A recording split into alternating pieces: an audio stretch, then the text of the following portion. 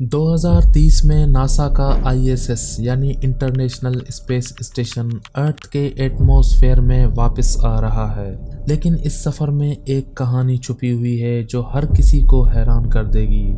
एक space station जो एक वक्त तक इंसानियत की स्पेस एक्सप्लोरेशन की शनाख्त था, अब अपनी आखिरी मंजिल की तरफ बढ़ रहा है। जब ये मैसिव स्ट्रक्चर एटमॉस्फेयर में दाखिल होगा, उसकी री एंट्री का प्रोसेस ना सिर्फ इंजीनियरिंग के लिए एक बड़े इम्तिहान के बराबर होगा, बल्कि इसके नताइज से जुड़े खतरे का पैमाना भी पुराने अंदाजों के मुकाबले में कई ज़्यादा बढ़ जाएगा। क्या नासा का प्लान इस मिशन को सेफली कंप्लीट करने में कामयाब हो पाएगा? और सबसे बड़ा सवाल, क्या इस स्पेस स्टेशन के सफ़र के बाद उसकी जगह कोई नया स्पेस स्टेशन लॉन्च होगा या फिर स्पेस एक्सप्लोरेशन का एक दौर ख़त्म हो जाएगा?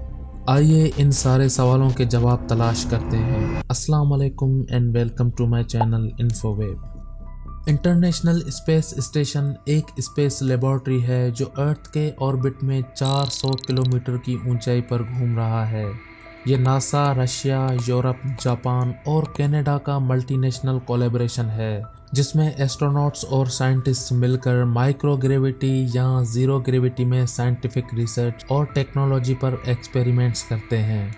ISS का मकसद स्पेस में बायोलॉजी, केमिस्ट्री, फिजिक्स और ह्यूमन हेल्थ से रिलेटेड रिसर्च को एडवांस बनाना है। ये स्पेस एक्सप्लोरेशन के लिए एक ट्रेनिंग और प्रिपरेशन सेंटर है, जहां एस्ट्रोनॉट्स को लॉन्ग ड्यूरेशन मिशंस के लिए प्रिपेयर किया जाता है। ISS 1998 में असेंबल होना शुरू हुआ था और अब तक स्पेस में सक्सेसफुली काम को जारी रखे हुए है। ISS ने अब तक 23 साल से ज़्यादा वक्त तक माइक्रोग्रेविटी लेबोरेटरी में मुसलसल मुख्तलिफ एस्ट्रोनॉट्स की मौजूदगी को यकीनी बनाया है। नासा और उसके इंटरनेशनल पार्टनर्स ने मिलकर स्पेस स्टेशन को चलाने, मेंटेन करने और इसके हिस्सों को अपग्रेड करने का काम किया है। स्पेस स्टेशन की टेक्निकल लाइफ उसके प्राइमरी स्ट्रक्चर, जो मॉड्यूल्स, रेडिएटर्स और ट्रस स्ट्रक्चर पर बेस्ड है। इस स्ट्रक्चर की लाइफ डायनामिक लोडिंग्स जैसे स्पेसक्राफ्ट की डॉकिंग्स, अनडॉकिंग्स और ऑर्बिटल थर्मल साइक्लिंग से मुतासिर होती है।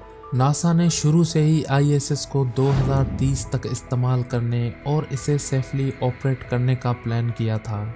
लेकिन ऐसा नहीं है कि नासा हमेशा के लिए स्पेस स्टेशन को ख़त्म कर रहा है, बल्कि उसकी जगह एक नया स्पेस स्टेशन लॉन्च करने का प्लान है। द ल्यूनर गेटवे के नाम से ये स्पेस स्टेशन जो चांद की मदार में असेंबल किया जाएगा। गेटवे का मकसद ISS से थोड़ा एडवांस है, जिसमें कम्युनिकेशन हब डेवलप करना, साइंस लेबॉर्ट्री और एस्ट्रोनॉट्स के लिए हैबिटेशन मॉड्यूल को तरतीब देना। ये स्टेशन नासा के आर्टेमिस प्रोग्राम का हिस्सा है और एक मल्टीनेशनल कोलैबोरेटिव प्रोजेक्ट है। इस प्रोजेक्ट में NASA, European space agency, Japan arrow space exploration agency, Canadian space agency और मोहम्मद बिन राशिद स्पेस सेंटर शामिल हैं। आर्टेमिस प्रोग्राम नासा का एक स्पेस एक्सप्लोरेशन मिशन है जो चांद पर दोबारा एस्ट्रोनॉट्स भेजने और वहां सस्टेनेबल ह्यूमन प्रेजेंस बनाने के लिए डिज़ाइन किया गया है। गेटवे चांद की मदार में बनने वाला पहला स्पेस स्टेशन होगा जो स्पेस एक्सप्लोरेशन के लिए एक नई शुरुआत होगा। यहाँ कई तरह के साइंटिफिक रिसर्च पर काम किया जाएगा, जैसे कि प्लैनेट्स और स्टार पर स्टडी, ज़मीन की ऑब्जर्वेशन, सूरज की एक्टिविटीज़, स्पेस बायोलॉजी और एस्ट्रोनॉट की सेहत और परफॉर्मेंस। आर्टेमिस प्रोग्राम के 3 मेन ऑब्जेक्टिव्स हैं। पहला, चांद पर दोबारा ह्यूमंस भेजना। 1969 के अपोलो मिशन के बाद पहली बार नासा एक औरत और एक मर्द को चांद के सरफेस पर ले जाएगा। दूसरा, सस्टेनेबल प्रेजेंस। चांद पर ऐसे सिस्टम्स डेवलप करना जो वहां लंबे अरसे तक रहने और काम करने के लिए मददगार साबित हों। तीसरा, मार्स की तैयारी।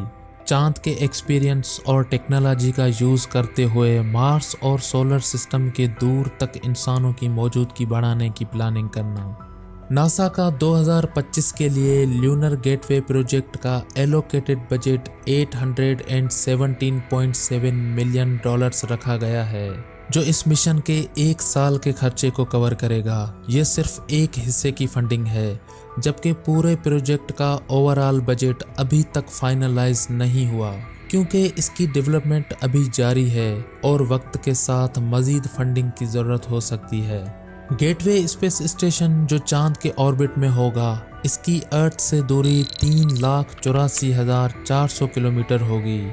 ये नियर रेक्टिलिनियर हेलो ऑर्बिट में रहेगा जो मून से 3,000 किलोमीटर से 70,000 किलोमीटर तक वेरी करता है। इस डिस्टेंस की वजह से गेटवे को डीप स्पेस एक्सप्लोरेशन और ल्यूनर सरफेस पर मिशंस के लिए डिजाइन किया गया है, जबकि इंटरनेशनल स्पेस स्टेशन अर्थ के करीब सिर्फ 400 किलोमीटर की ऊंचाई पर होता है। गेटवे की दूरी इसलिए ज़रूरी है ताकि ये ल्यूनर एक्सप्लोरेशन और फ्यूचर मार्स मिशंस के लिए एक स्टेजिंग पॉइंट के तौर पर काम करे, जबकि आईएसएस का मकसद ज़्यादातर अर्थ के आसपास रिसर्च और साइंस एक्सपेरिमेंट्स करना है। नासा ने आईएसएस के डीकमीशनिंग के लिए कुछ ऑप्शंस का जायजा भी लिया है, जिसमें डिसअसेंबलिंग और अर्थ पर वापसी, हायर ऑर्बिट पर बूस्ट करना, नेचुरल ऑर्बिटल डिके के साथ रैंडम री एंट्री और कंट्रोल टारगेटेड री एंट्री एक रिमोट ओशन एरिया में जैसे तरीके शामिल हैं। आईएसएस एक वैल्यूएबल आर्टिफैक्ट है और नासा ने सोचा था कि कुछ पार्ट्स को हिस्ट्रिकल प्रिजर्वेशन या टेक्निकल एनालिसिस के लिए बचाया जा सकता है,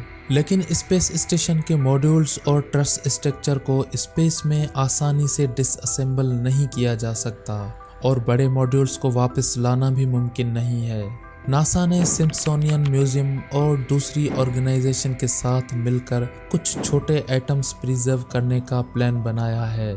नासा ने आईएसएस को हायर ऑर्बिट में मूव करने का भी सोचा है, जहां उसकी लाइफ एक्सटेंड की जा सकती है। बिना रीबूस्ट के इसकी ऑर्बिटल लाइफ 1 से 2 साल तक होती है। अगर आईएसएस को हायर ऑर्बिट पर भेजा भी जाए तो इसके लिए नए प्रोपल्सिव व्हीकल्स की ज़रूरत होगी, जो अभी तक मौजूद ही नहीं है। हायर ऑर्बिट में मूव करने से ऑर्बिटल डेब्रिस का रिस्क भी बढ़ जाता है, जो स्टेशन के लिए अनएक्सेप्टेबल हो सकता है। नासा और यूएस गवर्नमेंट ने ये डिसाइड किया है कि स्पेस स्टेशन को दोबारा अर्थ के एटमॉस्फेयर में लाया जाए और स्पेस स्टेशन की री एंट्री कंट्रोल्ड होनी चाहिए ताकि पब्लिक रिस्क को मिनिमाइज किया जा सके। यूएस गवर्नमेंट ने एक स्पेसिफिक रूल सेट किया है, जिसमें स्पेसक्राफ्ट की री एंट्री को इतना सेफ बनाया जाए कि रिस्क सिर्फ 10,000 में से 1% तक हो। इसका मतलब ये है कि री एंट्री के दौरान खतरा कम से कम हो। ये रूल पब्लिक सेफ्टी को इंश्योर करता है। नासा ने इंटरनेशनल स्पेस स्टेशन को अनकंट्रोल्ड री एंट्री से बचाने के लिए एक खास प्लान तैयार किया है, जो स्पेस स्टेशन को सेफली और एफिशिएंटली ज़मीन के एटमॉस्फेयर में री एंटर करने में मदद करेगा। इस मिशन का मकसद है कि स्पेस स्टेशन का स्ट्रक्चर एक अनपॉपुलेटेड ओशन एरिया में सेफली री एंटर हो, जहां किसी आबादी का कोई रिस्क न हो और डेब्रिस का असर मिनिमाइज हो।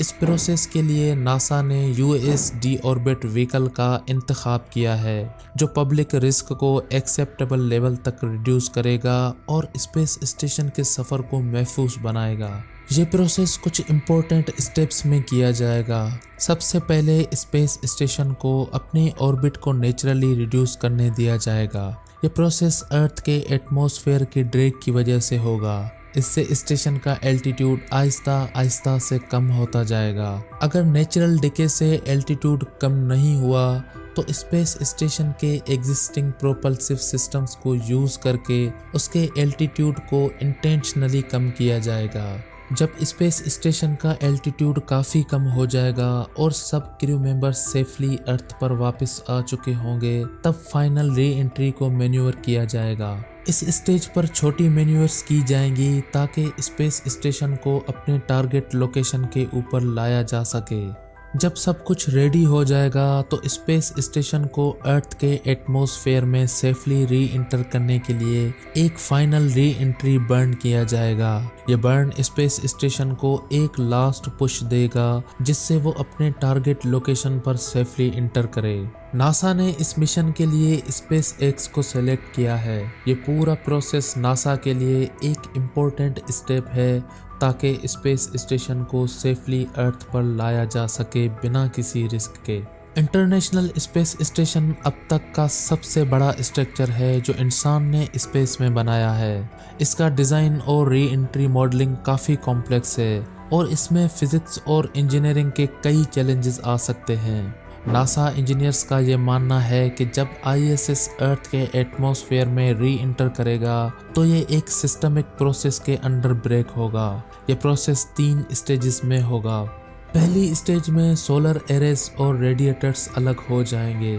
ये कंपोनेंट्स स्टेशन के बाहर से अटैच्ड होते हैं और इनका स्ट्रक्चर रिलेटिवली नाजुक होता है। फिर दूसरी स्टेज आएगी जहां स्पेस स्टेशन के major structural support, intact modules और ट्रस सेगमेंट्स ब्रेक होंगे।